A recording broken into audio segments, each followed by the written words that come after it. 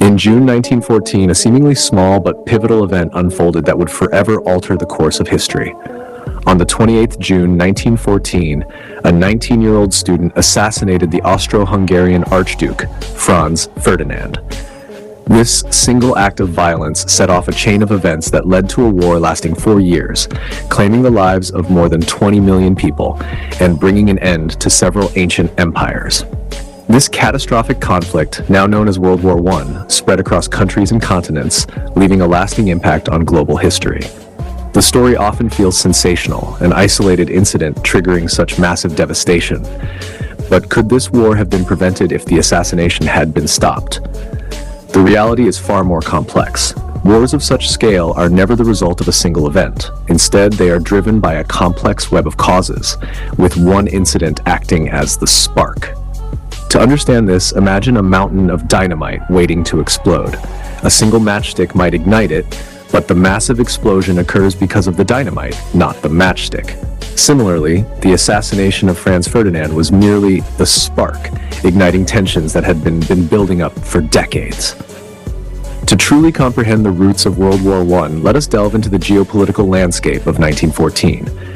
At the time, Europe was vastly different from today. The Austro-Hungarian Empire dominated Central Europe, much larger than the current nations of Austria and Hungary. Germany, too, was an empire with a significantly larger territory than modern-day Germany. Poland did not exist as an independent country. Instead, its lands were divided among empires. To the east lay the vast Russian Empire, while in present-day Turkey, the Ottoman Empire held sway. The United Kingdom and France were powerful players, but most European countries were monarchies ruled by kings and emperors. Only 3 European nations, France, Switzerland, and San Marino, functioned as democracies. In Eastern Europe, the Balkan region, including Serbia, Bosnia, Romania, and Bulgaria, played a crucial role in the events leading up to the war. Known as the Balkans, this area was a hotbed of tension and conflict. To trace the origins of World War I, we must go back to 1878, a time when the Russian Empire and the Ottoman Empire were locked in a significant war. This was the foundation upon which future conflicts were built, culminating in the global catastrophe of 1914. The political situation in the Balkans during the late 19th and early 20th centuries was complex, with various empires vying for control of territories that had long been under Ottoman rule. One significant event in this context was the annexation of Bosnia-Herzegovina by the Austro-Hungarian Empire in 1908. This action had profound implications not only for the Ottoman Empire, but also for the surrounding Balkan nations, particularly Serbia.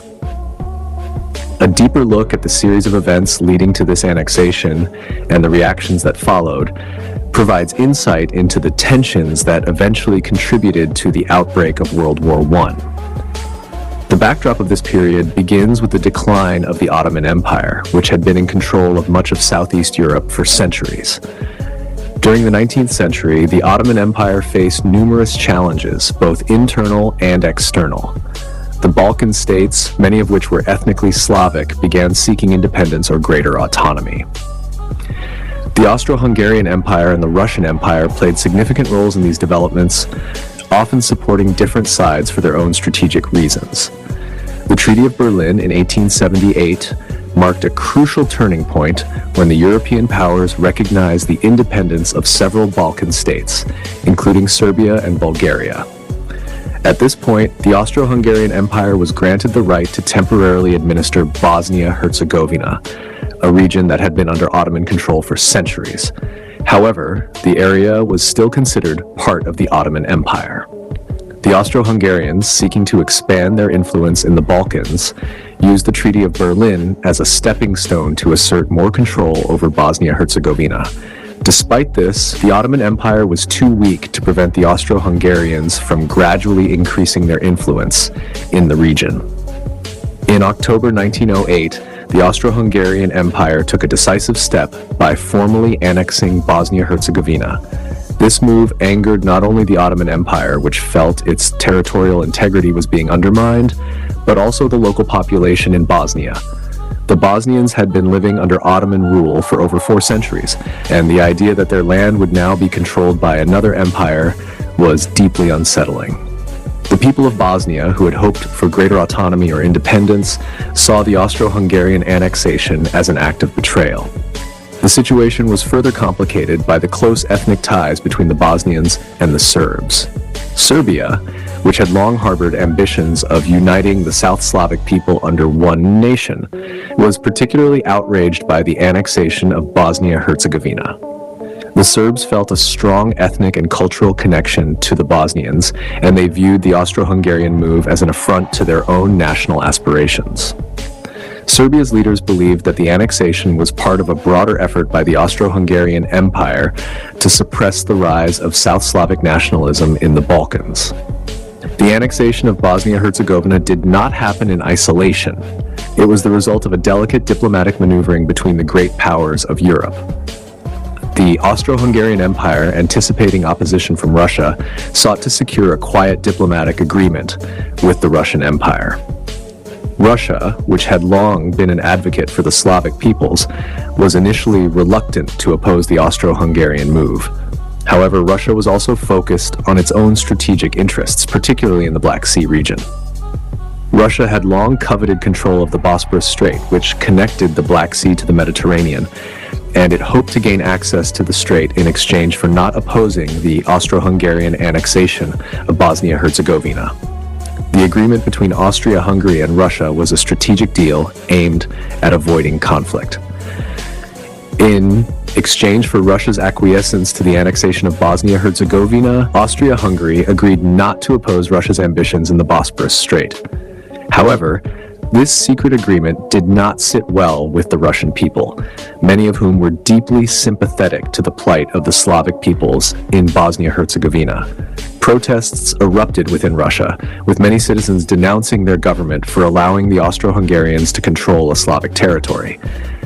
The Russian government, already facing internal unrest, found itself caught between its own strategic interests and the desires of its people. The diplomatic tensions surrounding the annexation of Bosnia-Herzegovina led to a dangerous game of alliances and counter-alliances. In 1909, Austria-Hungary, anticipating that Serbia might take military action to resist the annexation, turned to its ally Germany for support. Germany, ever loyal to the Austro-Hungarian Empire, promised to assist in the event of conflict. In response, Russia sought France's support, hoping to form an alliance to counter the Austro-Hungarian German bloc. However, France, which had its own interests in the Balkans, declined to intervene, stating that it had no direct interest in the situation. With the diplomatic standoff effectively neutralized, Austria-Hungary went ahead with the annexation, while Russia grudgingly accepted the outcome. The immediate crisis seemed to pass, but the tensions in the Balkans were far from resolved. The Bosnians, embittered by the loss of their land to the Austro-Hungarians, began organizing revolutionary movements. The most notable of these was the Young Bosnia movement, a group of students and activists who sought to free Bosnia-Herzegovina from Austro-Hungarian rule. They were supported by Serbia, which saw the Bosnian struggle as part of its broader quest to unite the South Slavic people. The assassination of Archduke Franz Ferdinand in 1914, carried out by a member of the Young Bosnia movement, was the spark that ignited World War I. The assassination was a direct response to the Austro-Hungarian annexation of Bosnia-Herzegovina, and it set off a chain reaction of alliances and declarations of war. The tensions that had been building in the Balkans for decades, fueled by ethnic, national, and imperial ambitions, ultimately led to the outbreak of the First World War. In conclusion, the annexation of Bosnia-Herzegovina by the Austro-Hungarian Empire in 1908 was a key event that highlighted the volatile political situation in the Balkans. The actions of Austria-Hungary and Russia, combined with the aspirations of the South Slavic peoples, created a powder keg that would eventually explode in the form of World War I. The Bosnian desire for freedom, the Serbian ambitions for a South Slavic nation, and the imperial rivalries of the great powers all played a role in shaping the course of history during this critical period.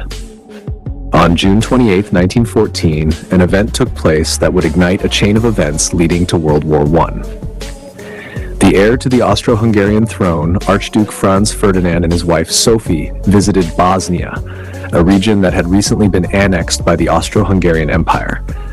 This trip was supposed to showcase the empire's new control over the area, but it would instead bring tragedy. 6 Bosnian revolutionaries had conspired to assassinate Ferdinand, believing his death would help unite the South Slavic people into a single nation. One of them, a man named Kabrinovic, threw a bomb at Ferdinand's car as it passed by.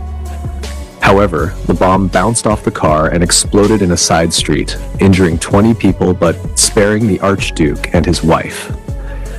Though the couple survived this initial attempt, the shock led to a change in their schedule. They decided to visit the hospital to meet the injured victims. But as they drove to the hospital, a series of unfortunate events occurred. Their driver took a wrong turn and ended up just a few feet away from one of the other conspirators, a 19-year-old student named Gavrilo Princip. At that moment, Princip seized the opportunity and fired 2 shots, killing both Ferdinand and Sophie. The assassination sent shockwaves through the Austro-Hungarian Empire. Princip was immediately arrested. At just under 20 years old, he was too young for the death penalty and was sentenced to 20 years in prison. During his trial, he expressed that he was a Yugoslav nationalist, aiming to unite the South Slavs into a single nation. He was particularly focused on Bosnia's freedom from Austrian rule. However, he did not seem concerned about which country the South Slavs would ultimately belong to. The assassination set off a series of diplomatic reactions. The Emperor of Austria-Hungary, enraged by the killing of his heir, declared war on Serbia, believing Serbia was responsible for the attack. Russia, seeing this as an attempt to crush Serbia, mobilized in defense of the small nation. Germany, Austria-Hungary's ally, then declared war on Russia. As the tensions escalated, France, allied with Russia, also joined the conflict. This tangled web of alliances, known as the Chain of Friendship, quickly transformed what could have been a regional dispute into a full-scale war. Italy, which was allied with Austria-Hungary and Germany, would soon be drawn into the conflict, further entangling the nations in a devastating global war. World War I was triggered by a complex web of alliances, territorial ambitions, and nationalism that drove countries to war. The conflict began when Austria-Hungary and Germany initiated an attack on Serbia, a small Balkan country. Initially, Italy had a mutual defense agreement with Germany and Austria-Hungary, but Italy refused to honor it, claiming that the alliance was not triggered because Austria-Hungary had started the aggression. This caused Italy to back out, and instead, the Ottoman Empire, which had historical tensions with Russia, decided to support Austria-Hungary and Germany. On the other side, Russia, France, and Britain had formed the Triple Entente, an alliance designed to counter the power of the Central Powers, Germany, Austria-Hungary, and the Ottoman Empire. As tensions escalated, the United Kingdom and other countries joined the war in support of France and Russia, marking the onset of a global conflict. Many nations, including the United States and Japan, later entered the war, siding with Britain and France. The British Empire, which controlled many colonies, such as India, drew on these colonies for soldiers and resources to fight in the war. Indian soldiers, among others, fought on behalf of the British, which was a common practice during the colonial period. Thus, the Great War soon spread across continents, involving countries from all corners of the globe. But why did so many countries so eagerly get involved in a war like this? Today, such a wide-scale conflict seems unimaginable. What made these countries so ready to go to war with each other? Historians point to 4 primary factors that contributed to this eagerness.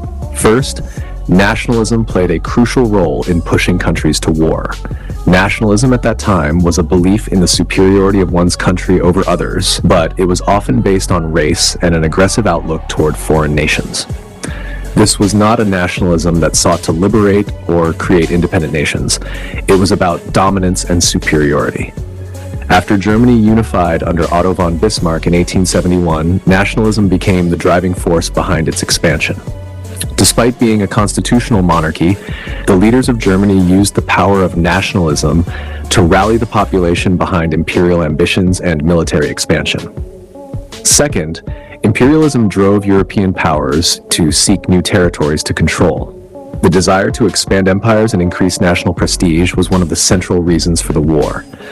The monarchs and empires of the time sought to acquire more land, wealth, and resources. Expanding their borders wasn't just about managing new territories. It was about increasing power and wealth. Imperialism was closely linked to the idea of looting, as these empires took advantage of colonies to exploit their resources. They would seize valuable commodities like gold and treasure, which were then used to bolster their economies and royal coffers. By the early 20th century, capitalist countries, including Britain, were also engaged in this process of economic exploitation. The East India Company, for instance, had played a major role in extracting resources from India for British gain. The mentality of expansion and extraction continued in the form of imperialism, which created tension between European nations as they competed for control over regions and resources. In addition to nationalism and imperialism, the complex system of alliances formed between countries also escalated the conflict. When one nation was attacked, it drew others into the conflict through these pre-existing alliances. This system of mutual defense, meant to provide security, ironically helped to spread the war quickly and across multiple continents. The East India Company was one of the first to capture territories in India, starting a process that would drain the wealth of the region. This is why many refer to imperialism as the highest stage of capitalism.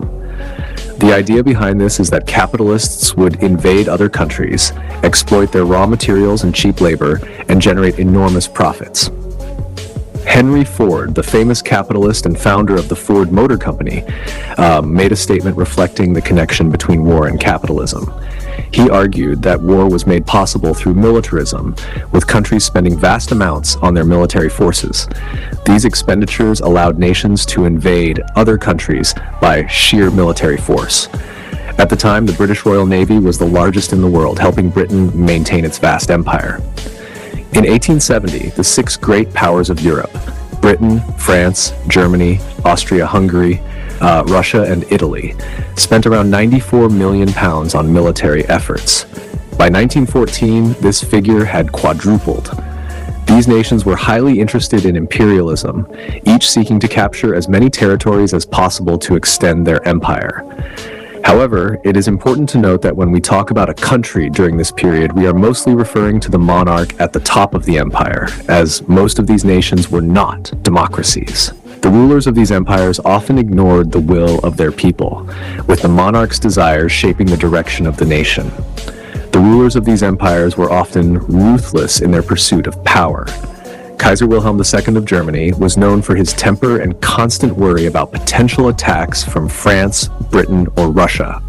Tsar Nicholas II of Russia, the last emperor of the Russian Empire, struggled to maintain control over his country. King George V was the head of state in Britain. Here's an interesting fact. These three rulers, Wilhelm II, Nicholas II, and George V, were actually first cousins, all members of the same royal family. Can you imagine that?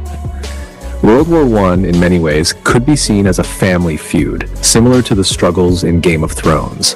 It is said that Queen Victoria, their grandmother, tried to intervene and prevent the war, but after her death, efforts to stop it failed. One of the significant factors leading to the war was the web of alliances formed between these powers. The Triple Alliance, created in 1882, was an agreement between Germany, Austria-Hungary, and Italy. These alliances played a major role in escalating tensions that would ultimately contribute to the outbreak of World War I. The complex alliances and deep-rooted imperialism of the early 20th century played a significant role in the lead-up to World War I. In 1907, two major alliances formed among the great powers: the Triple Alliance between Germany, Austria-Hungary, and Italy, and the Triple Entente among Britain, France, and Russia. At the core of these alliances was a sense of competition driven by imperialism. Countries, driven by their desire to expand and control more territories, viewed each other's conquests with suspicion and jealousy. They believed that if one nation gained more territory, it would shift the balance of power, forcing them to act defensively or retaliate. While these tensions and power struggles were being played out among the ruling elites, the lives of common people took a very different path. For the common folk, war was not a choice, but a grim necessity. The vast majority of soldiers who enlisted were from the working class, and their reasons for joining the army were often driven by poverty and lack of employment opportunities. In In many cases, the army was one of the few places where the poor could find steady work and earn a wage. It was not uncommon for individuals to join the military not out of patriotic fervor, but for survival, as a way to support themselves and their families. The idea of fighting for one's country was far more complicated than it seemed. While some might have been motivated by a desire to protect their homeland, the reality was that most were fighting for the interests of their rulers, power-hungry monarchs and politicians who had little concern for the welfare of the average person. The motivation to fight for a monarch's empire, however, was hardly appealing to many commoners. So, how did governments ensure that large numbers of people enlisted and went to war? One of the primary tools used to persuade ordinary men to enlist was propaganda. Governments and the media worked hand in hand to create a narrative that glorified war and painted soldiers as noble heroes. Nationalism, particularly in the form of linguistic nationalism, played a crucial role in this. Newspapers and other forms of media depicted the military as a respectable and even heroic profession, one that would earn soldiers honor and respect. They were portrayed as selfless warriors fighting for the greater good of the nation. For instance, Britain's media played a significant role in shaping public perception of war. In the aftermath of the Crimean War, which saw a disastrous military action in which 200 British soldiers lost their lives, newspapers exaggerated the events to portray the soldiers as heroes. Even though poor decisions by British leaders led to the loss of so many lives, the media painted the whole event as an act of heroism. Additionally, Britain's monarch at the time appointed Alfred Tennyson, the poet laureate, to write the famous poem The Charge of the Light Brigade. The poem glorified the bravery of the soldiers involved, despite the military blunders that led to their deaths. It was one of the earliest examples of how poetry and literature were used to glorify war and depict soldiers as martyrs for the nation. Other poets also helped fuel this perception. Rupert Brooke, another prominent English poet, wrote poems like The Soldier, which portrayed death in battle as a noble and glorious act. Winston Churchill, who would later become the British Prime Minister during World War II, used Brooke's works to encourage more men to enlist. These poetic and literary representations of soldiers as heroic figures were part of the broader propaganda campaign that made enlistment appear to be a patriotic duty, often cloaked in glorified ideals of honor and sacrifice. Despite the widespread glorification of war, there were those who saw through the propaganda and refused to be swept up in the tide of militarism. Many people, particularly socialists and left-wing political groups, opposed the war on ideological grounds. Groups like America's Socialist Party, Italy's Socialist Party, and Britain's Labour Party were outspoken in their anti-war stance. The Russian Bolsheviks also stood in opposition, as did individual figures like Karl Liebknecht and Rosa Luxemburg in Germany. Many of these anti-war voices called for solidarity among the working class across national borders, emphasizing internationalism over nationalism. Among those who stood against the war on moral or religious grounds were people like Henry Ford, the American industrialist, and Valentin Bulgakov, a Russian pacifist. Intellectuals and poets, Rudyard Kipling, known for writing The Jungle Book, also spoke out against the war. Kipling, who had initially supported British imperialism, later became critical of the glorification of war. In response to Tennyson's The Charge of the Light Brigade, Kipling wrote a counterpoem called The Last of the Light Brigade. In this poem, he highlighted the grim and inhumane conditions faced by soldiers, providing a stark contrast to the heroism portrayed in Tennyson's work. Another poet, Wilfred Owen, is famous for his anti-war poetry, which depicted the horrors of war in stark and graphic detail. His poems described the terrible injuries and suffering that soldiers endured, including the toxic fumes of chemical warfare, the amputation of limbs, and the grotesque sights of dying men. Owen's work painted a far bleaker and more realistic picture of war than the idealized version presented by the government. Perhaps one of the most powerful anti-war poems was written by Thomas Hardy in 1909, The Man He Killed. In this poem, Hardy tells the story of a soldier who kills another soldier, only to realize afterward that they were not so different. Both men had enlisted in the military because of unemployment, driven by the need to earn money to support their families. And had they met in a peaceful setting, they might have become friends rather than enemies. Hardy's poem emphasized the futility and senselessness of war, showing that soldiers were often victims of the same system that sent them to fight. Despite the efforts of these anti-war voices, many soldiers were still pressured to fight, often through coercion and punishment. There were cases of mutiny and refusal to fight, as soldiers began to realize that they had no real stake in the conflict. In France, an entire battalion gave up their weapons and refused to continue fighting. In Russia, soldiers rose up against their own government. One of the most poignant examples of soldiers' unwillingness to fight came in 1914 during the Christmas truce. On Christmas Eve, British and German soldiers, entrenched on opposite sides of the battlefield, spontaneously stopped fighting. They exchanged gifts, sang carols together, and even played football. It was a brief moment of humanity amidst the horrors of war, showing that for many common soldiers, the war was a senseless conflict that they had no real desire to participate in.